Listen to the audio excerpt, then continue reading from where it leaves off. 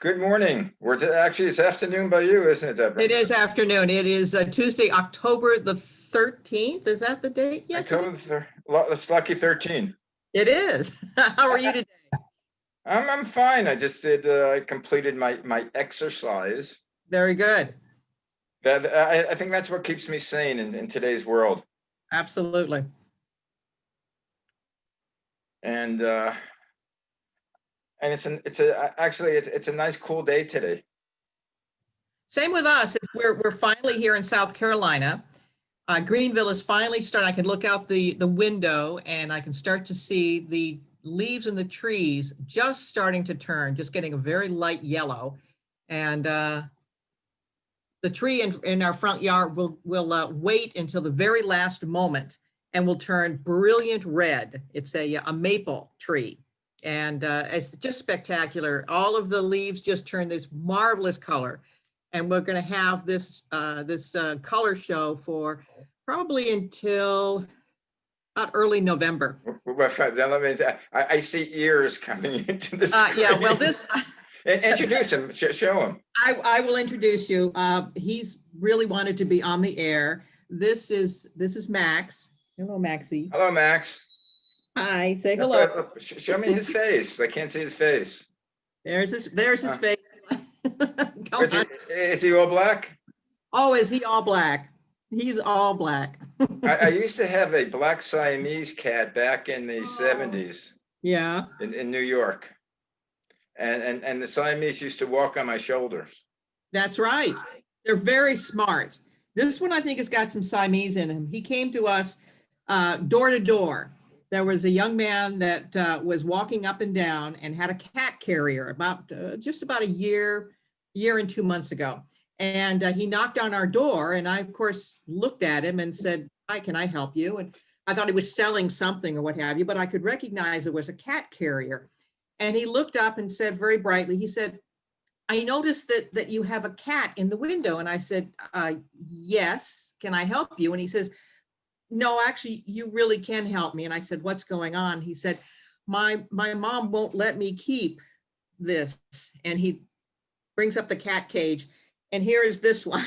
And I said to myself, there's no way, I thought to myself, there's no way I can take in another cat. And I made the mistake, which is always the mistake, of opening up the door. And this one and I just bonded. I'll bring it down so you can see him a little bit more. Yeah, he is funny. We call him the Squirminator because what he likes to do, he's the youngest of all of the 5 cats. Well, actually, technically have 6 cats with him, but he's the youngest.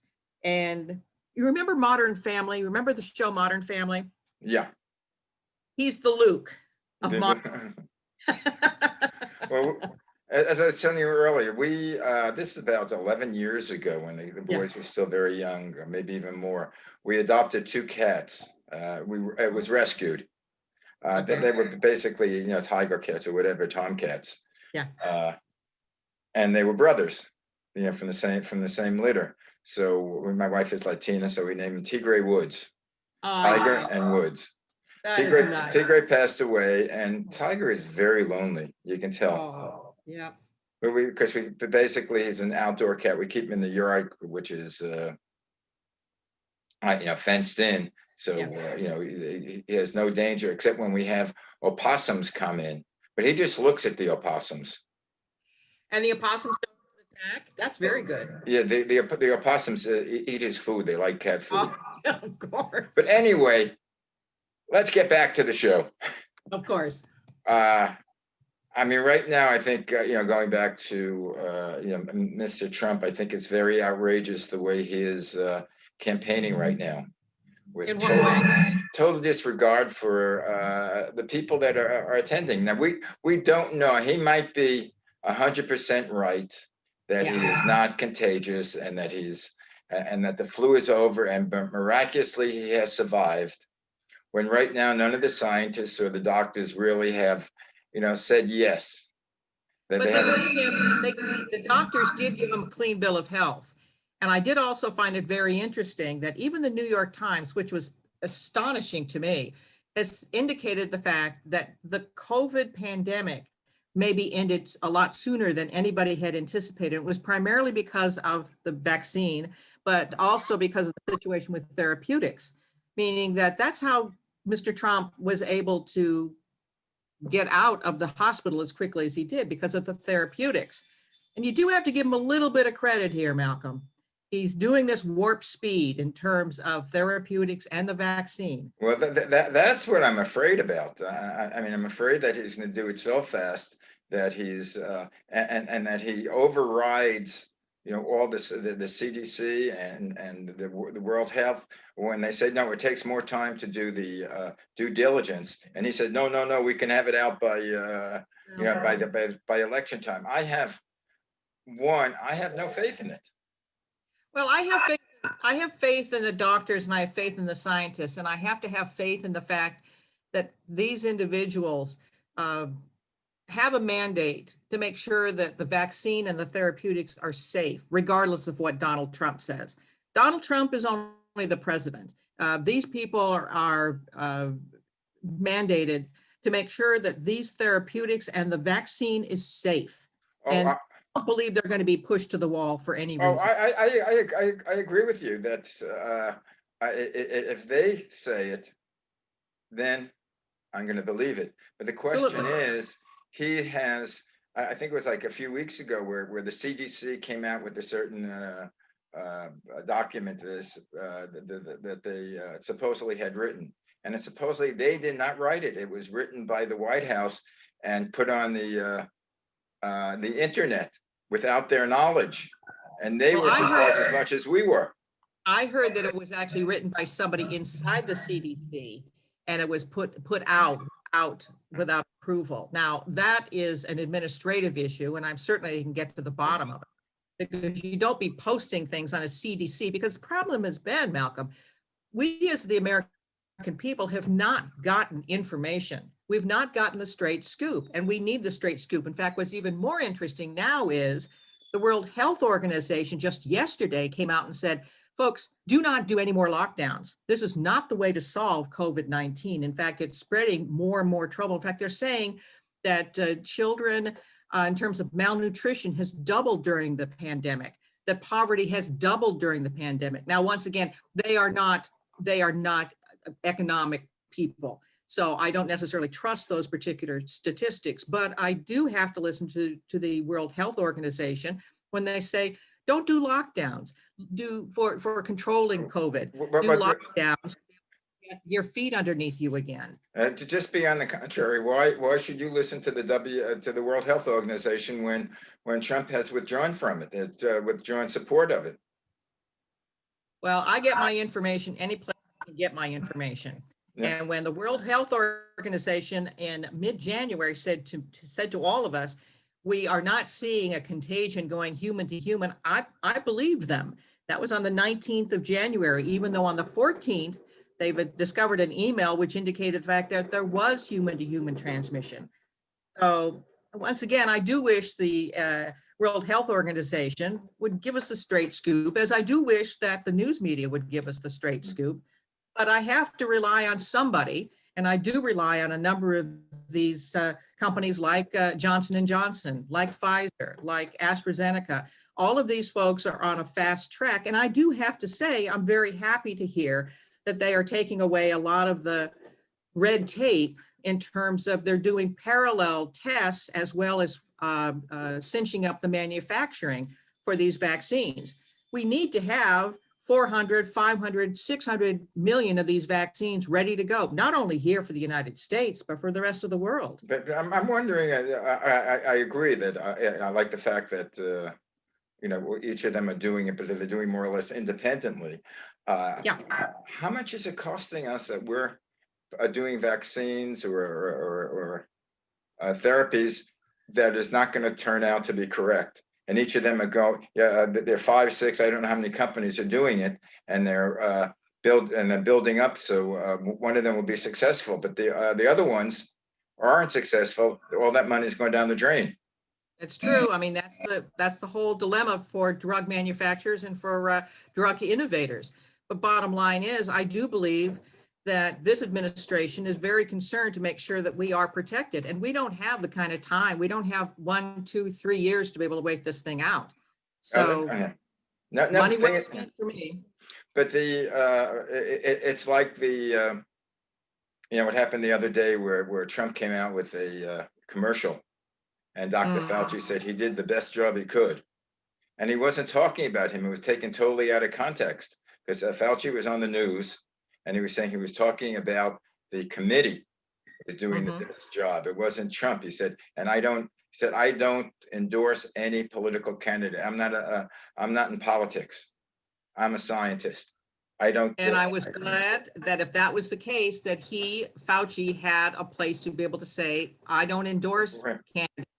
However, he did in several occasions say that the response of the Trump administration saved millions and millions of lives. I remember because I first watched the beginnings of the task force, and they were talking at the time, if there was not a complete shutdown, they were looking at 2.25 million people dying from the COVID. What? Now that came from Fauci, though. I don't know those numbers. I know Fauci said that the simplest way of doing it, you didn't necessarily have to have a shutdown. Wear masks, keep social distances, and wash your hands. I beg to differ. That would save millions of people. I beg to differ, because unfortunately, Dr. Fauci at the time said no masks. And I do remember looking at my husband saying, no masks? That doesn't make any sense. And it was also underlined by the Surgeon General, who said, no, don't do any masks. And now Dr. Fauci is saying the reason he said that is because he didn't want to run on masks. Now, he didn't want to run on the medical masks that needed the PPE for the people working in the hospitals, because there's a shortage of that then. He didn't necessarily. Was a lot of confusion. There was a lot of confusion as to whether to wear masks or not to wear a mask. So I say, my husband and I said, forget it. We're wearing masks. We don't care, because we know that this is a virus and it's spread like the flu. Start masking up. And like I say, all of our little Trump buddies here were very upset. Oh, you're caving into political pressure. No, actually, I'm caving into coronavirus pressure. The science. Yeah, absolutely. Absolutely. It wasn't. I'm looking at my stopwatch. It's going off, so I don't know. Oh. I don't know how much time we have on the air, but. But we were totally unprepared for the pandemic, and it was well known in the scientific community that a pandemic was coming, because it has been coming over the years. And we had, with the Obama administration, we had a group that was in China that was monitoring what they're doing. We had a whole, I forget how many pages of a pamphlet, what to do. And when Trump finally, faced it, we were totally, Obama didn't prepare us for anything. He did prepare us. He had, one of the things, he also had a committee that was in the White House that was advising, and Trump said, we were paying them and they weren't advising us about anything. And he fired everyone. I beg to differ on that. I must say that and Joe Biden has indicated that there was a plan between that he was sharing with President Trump. And he said after the phone call that Trump said, no, I'm not interested in your plan.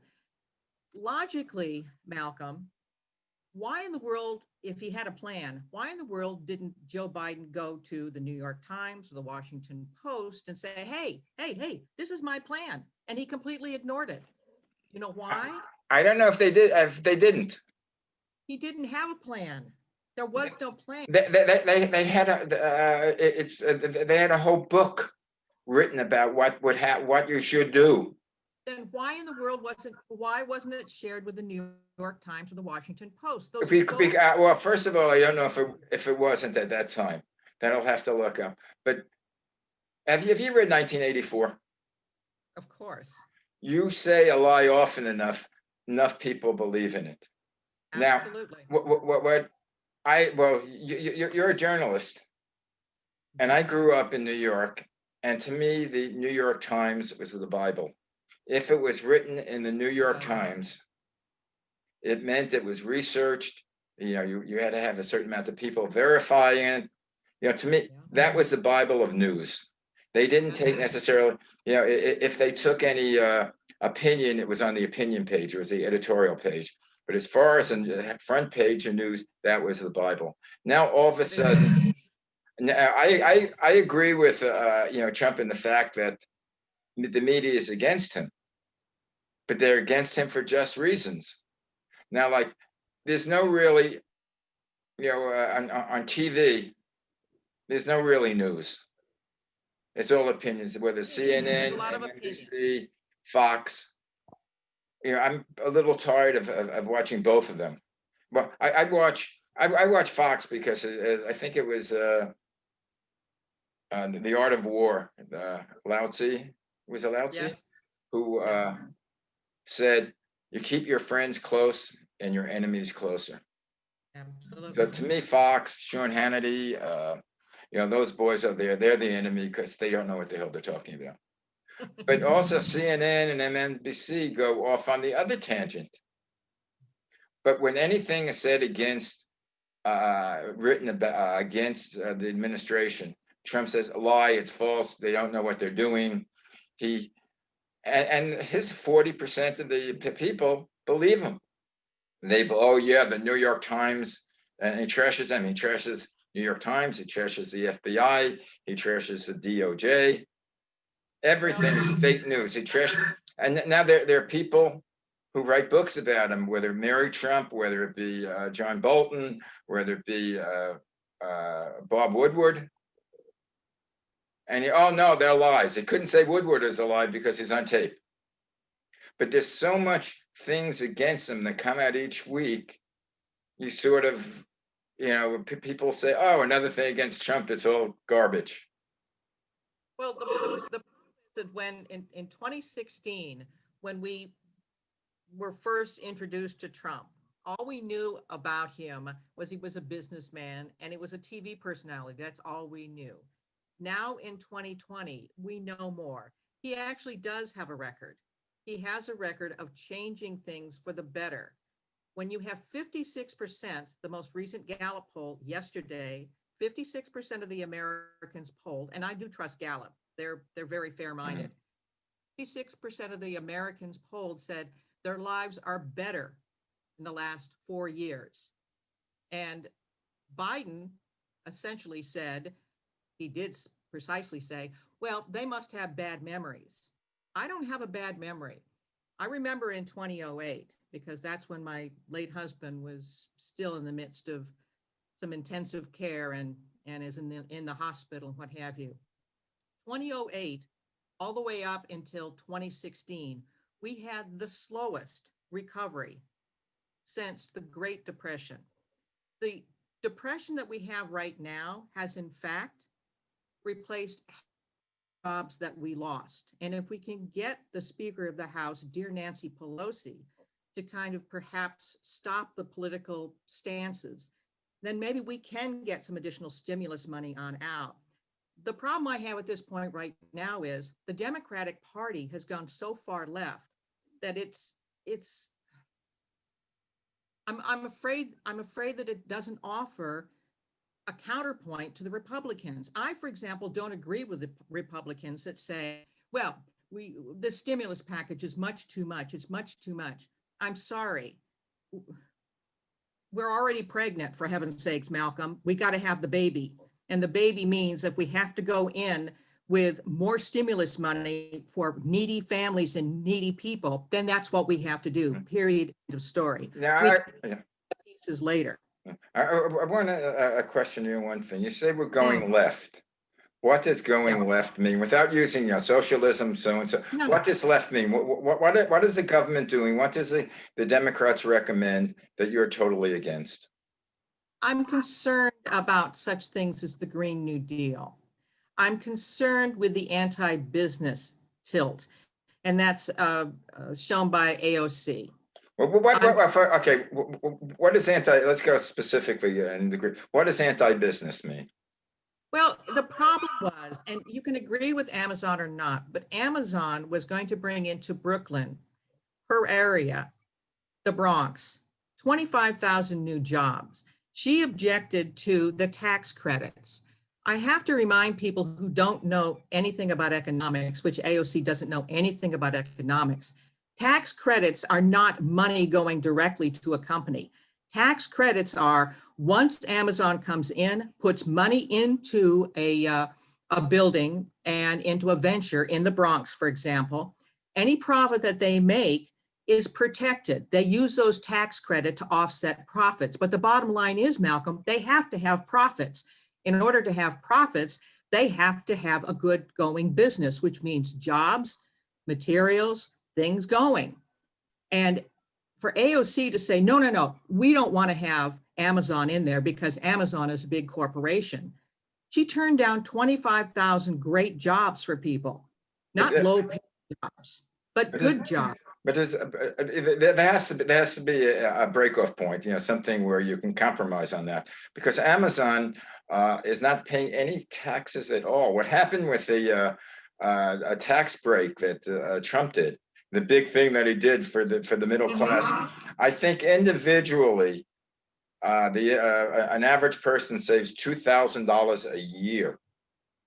Well, actually, if you look at the Census Bureau says at this point right now that in fact a normal family of four, in fact increased their income from $60,000 up to $68,000 and some change. Okay. $8,000 is nothing to sneeze at. Okay, it's a lot of.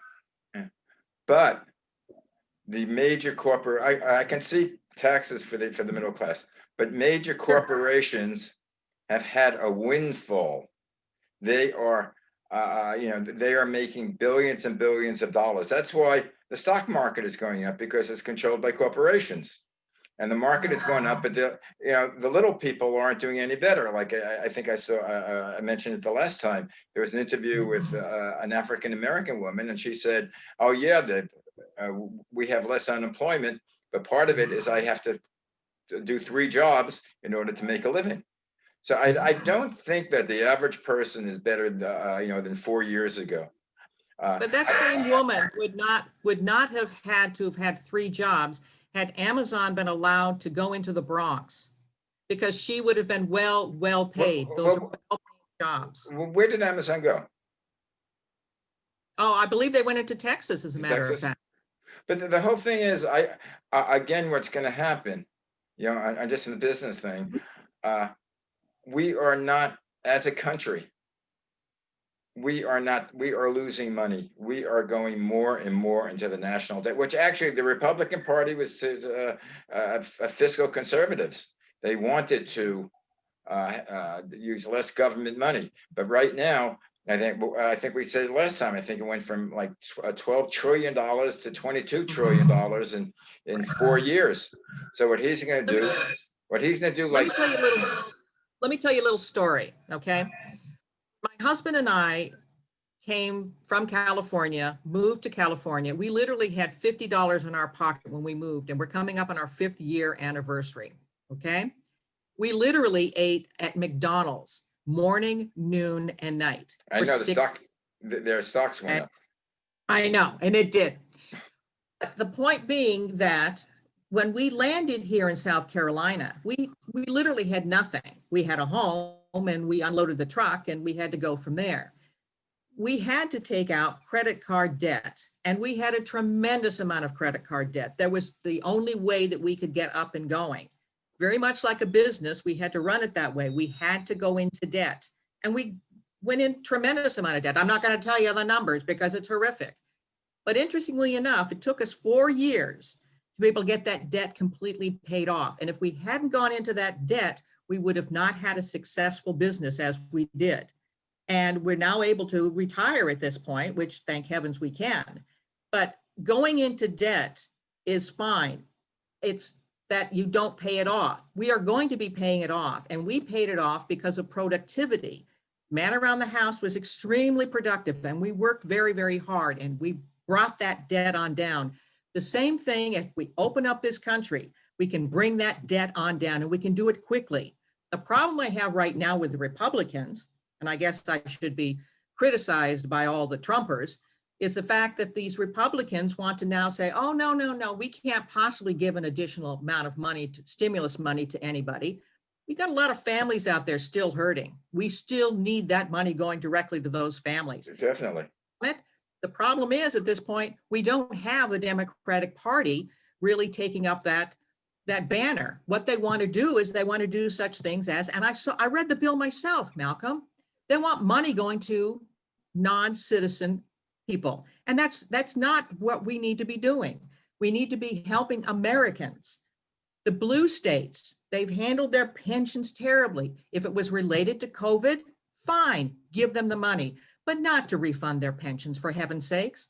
This is a pandemic, and we need to help those people and help those cities directly impacted by this terrible pandemic. We're recognizing that there are abuses on both sides, but the whole thing is what has happened, which it's the first time in my lifetime. Actually, it started with Obama, because when McConnell said he's going to be we're going to make sure he's a one-time president. So no matter what came, nothing came into the Senate. What happened is the Senate became an arm of the executive, because he said, well, why am I going to bring it up in the Senate? Trump is going to veto it anyway. Not even suggesting, well, there's an override thing. If you get enough people, if you get enough Republican senators, to agree, it'll be overridden. But what's happening, from what I see, Trump is going to be doing this like he's done all his businesses. He has a big show. He lives well. What happens at the end? The business goes belly up. It's bankrupt. What's going to happen with the United States if it continues like this, especially if there's another 4 years? We're going to go bankrupt. We're going to have no money. If you thought the Depression of 1929 was bad, the next one's coming in. But anyway, not to be negative, we're talking about that. How was the tornado? Or not the tornado, the hurricane? I wanted to ask you about that. The hurricane was, like I say, the weather here is real weather.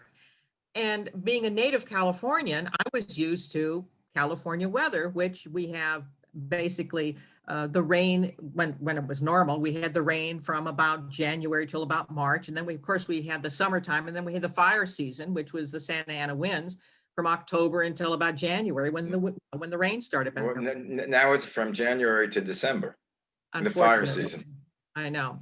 But here it's so different because we have the changing now of the leaves, the changing of the seasons. And the hurricane passed just to the north of us. We chose this particular area of Greenville because we're almost right up against the mountains. And as a result, a lot of the bad weather either goes above us or goes down below us. So we're very lucky in that way. The other thing that's very interesting about South Carolina is that it's so green here all the time. The gardening here is totally different because I'm used to succulents, and you can't grow cactus here. Can't do it because we have rain about every 3 days. And in fact, it makes news if we don't have rain, if it goes for a 10-day period of time, which is just a scream to me. Because of course, when we were living in Santa Barbara, we had that terrible, terrible drought. And I mean, we were even losing eucalyptus trees. These 150-foot eucalyptus trees were all dying because there was no water whatsoever. Yeah, well, now in California, it makes news if there's rain. No. I mean, the drought is so bad. Still in a big drought? Still in a big drought. And it's getting worse. Look what's that's part of what's happening with all the fires. The woods are just totally drying out, and the trees are dying. So, but now you say the hills. What hills are you near? Oh, we're near the mountains. In fact, it's interesting. We're actually at, of all things, the eastern ridge that's right here. It's just north of us, and we're very close to North Carolina, Asheville, North Carolina. We're very close to Tennessee. And we're very close to places like Georgia, of course. We're right up against the mountains. It's the Blue Ridge Mountains. Just absolutely beautiful. And then lakes and waterfalls that we have and hiking trails we have. It's amazing. Yeah, I don't know it. Again, I've never been to that part of the country, but you always see, You're television invited. shows. Are there mountain people? Are there people that, come from the Blue Ridge Mountains that, are looking for revenues, who are brewing their own booze? Yes, yes, there are. Hold on for a second. I got a phone call coming in. Never mind. Yes, there are. There are. It's funny. It's funny. Like the Clamptons from Beverly Hills Hillbillies.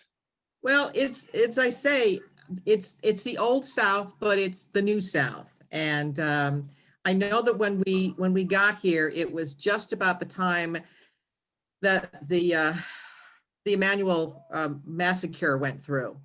And we were I was very concerned, and my husband was very concerned about the fact that the Confederate flag was still flying full staff. Nikki Haley, the governor at the time, left it to the legislature to make a decision about removing the flag or putting the flag to half staff.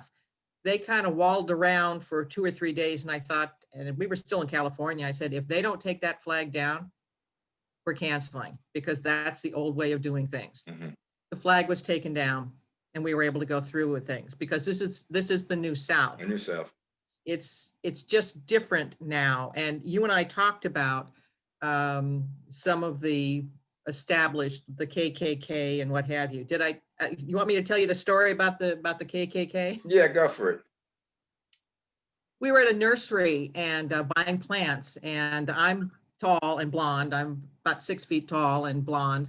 And a woman came up to me who was one of the proprietors and said, how long you been here? And I mentioned I was from California and all of that. And she kind of hinted around the fact that we're going to have kind of a special meeting. And I kind of looked at her kind of strangely, and I said, a special meeting? Was there a code or something here? And I looked at her and I realized, God, she's talking about what I think she's talking about. And when you encounter things like that, Malcolm, it's our responsibility to look them straight in the eye and go, what on earth are you talking about? We are it was 2019 when it happened. I said, it is 2019. It's a new day. Get over it. And she was terribly embarrassed, like, oh my God. I said, no, just understand. It's part of your history. We understand that. But for heaven's sakes, can we move on? Can we start being relevant about things? Can we be a little bit more open about things? And in fact, we go to that particular nursery quite often, and she's constantly apologizing to me. I said, don't apologize. Just change. Just open. Be aware. See that. Be aware. Well, the whole thing, I think, with going back to my favorite topic nowadays is, Donald J. Trump. He's bringing up all the, make America first is almost like make America white again. I mean, make it where there are no Latinos, there are no blacks, and I don't know why, and there are no Jews. To me, but the funny thing about it is, even though his son-in-law is Jewish. But the funny thing about it is, if you look at the statistics from the Census Bureau, and not from Donald Trump, from the Census Bureau, they're saying that the increases in overall income for Blacks and Hispanics and even Asians have gone up dramatically during this period of time before COVID took place. And I look at those statistics because we need to have everyone included here. And regardless of what he says, because he bloviates, there's no doubt about it. Oh, really? I didn't notice that. But the statistics are very plain. Like I said, we didn't know what we were going to be getting in 2016. We had a hunch. I mean, that's the only reason that I voted for him, and my husband voted for him, because we hoped we were going to get a businessman. And in fact, we did get a businessman, and a businessman clearly understands that you need to have people, all people, economically stable enough so that they can participate and they can encourage and build an economy. And in fact, it was built. It was built up tremendously before this COVID situation came back. And now that the COVID is starting to ease back, we now have half of those jobs back. God willing, we can get the rest of these jobs going. We'll be okay. We will be okay. But you know what the thing is? I mean, you're right. He was a businessman, even though to me he was a failed businessman who doesn't want to reveal his taxes or who he owes money to. Uh, but the fact is, a country is not a business. A country is a country. There's certain responsibilities that the U.S. has that is not necessarily good for business. He has gone to all our pacts and all our treaties as a businessman, said, okay, this country is not contributing as much as they should, so therefore, excuse the expression, fuck them, let's get them out. We're not getting our equal, equal just pay. Maybe he might be right. Well, he is right. Why should we be supporting the rest of the world? When Germany can doggone well go ahead and pay their dues, so can France. They can pay their dues. They're paying their dues. We're not. They finally are. But we never asked them to do it. Yeah, but we're not contributing anymore because they're not paying. It's not that all of a sudden Germany and France weren't paying their dues, so the United States had to kick in more than their share. We only paid our share. Well, bottom line is they're finally kicking in their share, and that's fair. But there's no leadership in that. But we shouldn't be saddled with paying everybody else's share. It's like asking us to pay somebody else's way. And I think that's the biggest problem that American taxpayers have. I can understand, for example, having welfare.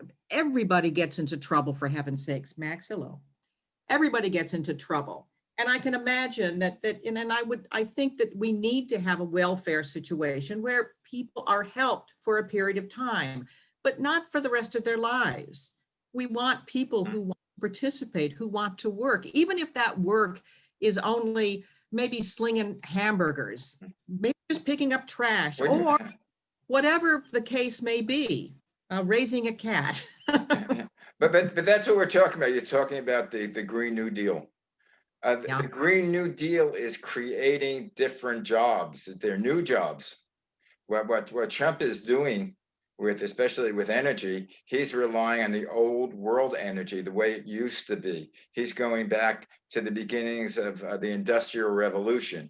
He's going back to relying on coal, relying on fossil fuels that are creating havoc with the environment. With what the Green New Deal is, it's almost I was born after the Roosevelt's New Deal, but the New Deal basically was the government having projects to hire people, but to do definite, the Hoover Dam, I think was it, to do the roads. The government was paying for this and hiring people. And basically what the Green New Deal is about. It's building new structures. It's building new ways of energy. But you can't have it. Ease it in and ease it out. But the problem is you cannot have it as quickly as they want to have it. The problem is you're looking at a cost of $70,000 per American family. When you have that kind of a price tag, you are giving away your energy independence, which is really now a problem. I don't want to go back to 1972 when we had the gas lines. I had this in the prior. I don't want to go back there. Well, energy independent, we are less susceptible to many national security issues. You buy your electric car. The thing which I can't understand with like solar energy, I don't understand why they can't build batteries that save the energy, and they haven't been able to. They're coming. Yeah, because I think we'll see them. I think we'll see them in the next 10 years. But basically, they're coming. Yeah, basically, we have to develop alternative energy, and I think we are. And what you're saying, there has to be a compromise. There does. And for example, when we came across the country, I was happy to see the number of windmills, even though everybody complains about the birds being shot down with the windmills. It causes cancer. Ask your president. But it was interesting between Amarillo, Texas, and Oklahoma. We got up early in the morning, one morning, it was 6:30 in the morning, and it was gorgeous sunrise, and you could see these windmills, thousands of them across the desert. And, we cheered that. I think that's fantastic. But you've got to have a situation, for example, electric cars. The problem I have with an electric car at this point right now is I can't afford $50,000 to $60,000. But they're gonna, yeah, but that's going to become way down. I understand that. You don't do it all at once. What you do is you gradually introduce it. You gradually wean away and change. But you can't have where we're going to do the old energy, we're going to do the old oil, the old coal. What that is destroying the planet. But the problem at this point right now is they meaning the Green New Deal people, want to have that immediately. Yeah. And we can't afford to do something Yeah, like but actually Biden is only doing a partial plan of that. That is a framework. But we have to have something that changes. If we don't change what we're doing, and it starts with us. Yeah, I agree. We talk about U.S. has to be the leader. Well, the other question I have as well is electric cars need to be refueled with electricity. How do we produce that electricity? That's what we're doing now with the different forms of power. But anyway, that's your last question, because as you said before, you don't want our audience being bored. And I mean, right now we've been talking 27 minutes. I don't know how long it was before because my stopwatch didn't work. Max, how long have we been talking? Yeah, cats have a good sense of time. They have a good sense. But anyway, we're supposed to get together on Friday, right? Yes, we will. Let's talk what happened, because we could talk all about. We haven't even talked about the Supreme Court and what's happening there. That'd be fascinating. That's on the air now. Say goodbye, Max. Bye. Bye. Bye, Max. Or Bye. where did the Waltons take place? Or that takes place in Virginia or South Carolina? I think like South Carolina. Yeah, because it's bye, Max. Bye. Bye, Debbie. Bye. Bye, Fish. See you Friday. Bye. Bye.